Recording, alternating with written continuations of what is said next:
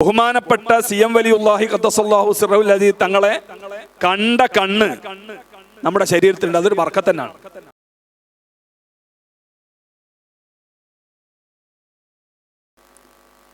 സാധാരണ നമ്മൾ ഒരു പരിപാടിക്ക് പങ്കെടുക്കുന്നത് പോലെ അല്ല നമ്മളിവിടെ പങ്കെടുക്കുന്നത്. ബഹുമാനപ്പെട്ട CM വലിയുല്ലാഹി ഖദ്ദസല്ലാഹു സിറഹുൽ അസീസ് മഹാനവറുകളുടെ ആണ്ടോർമ്മകൾ പുതുക്കുന്ന ഈ സമയത്ത് നമ്മൾ പങ്കെടുക്കുമ്പോൾ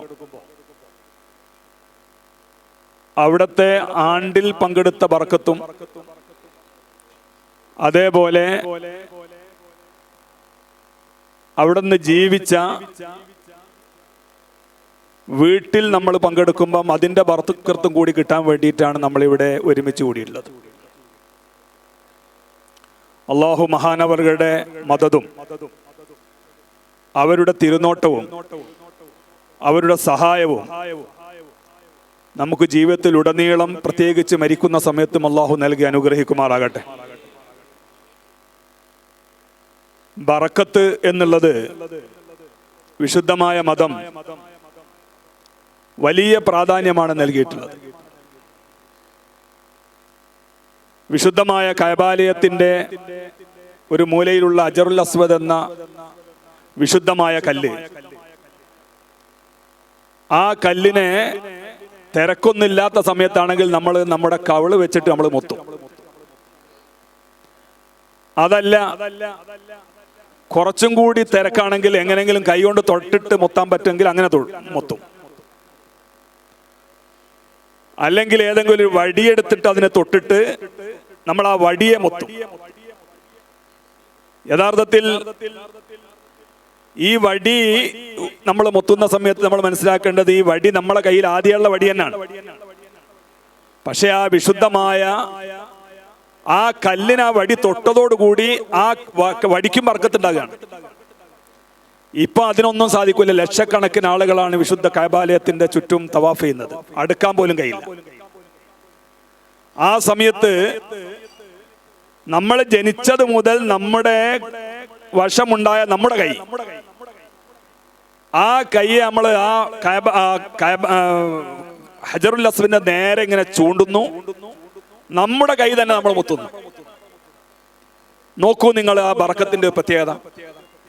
ആ വിശുദ്ധമായ കല്ലിനുള്ള ബറക്കത്ത് അതിനെ ചൂണ്ടുന്നതോടുകൂടി നമ്മുടെ കയ്യിലേക്ക് ആവാഹിക്കുകയാണ്.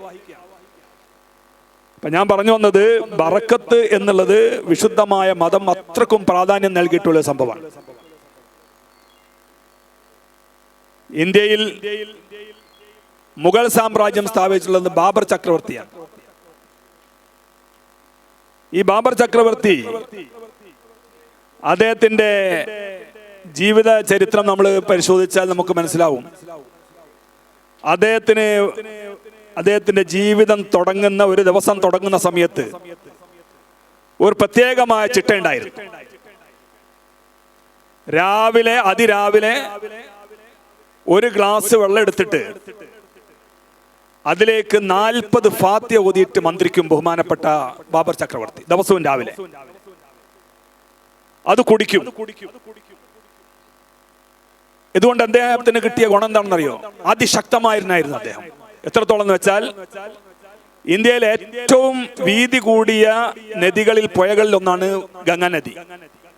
ഇപ്പം ബീഹാറിലൊക്കെ നമ്മൾ പോയി നോക്കിയാൽ കാണാം, ചില സ്ഥലത്തൊക്കെ 6 കിലോമീറ്റർ ഒക്കെ വീതിയുണ്ട്. ഈ ഗംഗാ നദി ഒരു തളർച്ചയുമില്ലാത്ത നിലക്ക് മുറിച്ച് നീന്താനുള്ള കഴിവ് ബാബർ ചക്രവർത്തി ഉണ്ടായിരുന്ന പറയുന്നത്. അപ്പൊ ഈ ഫാത്തിഹയുടെ ബർക്കത്താണ്. ഏത്?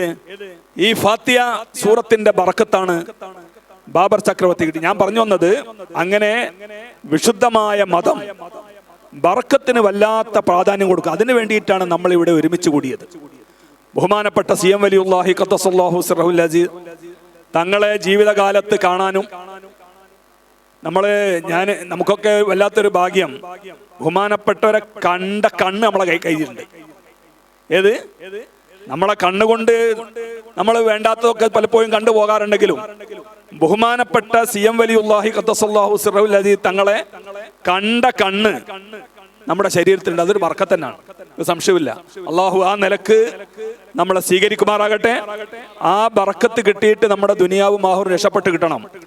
കാരണം നമ്മുടെ ഇബാദത്തുകളിൽ, നമ്മുടെ മറ്റ് കാര്യങ്ങളിലൊന്നും ഒരു നിഷ്കർഷയുമില്ലാത്ത നിലക്ക്, ഒരു ഖുശൂവുമില്ലാത്ത നിലക്കുള്ള ആളുകളാണ് നമ്മൾ.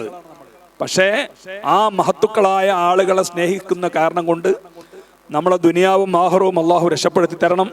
ആ നിലക്കുള്ള സദസ്സായി നമ്മുടെ ഈ സദസ്സിനെ അള്ളാഹു കബൂൽ ചെയ്യുമാറാകട്ടെ.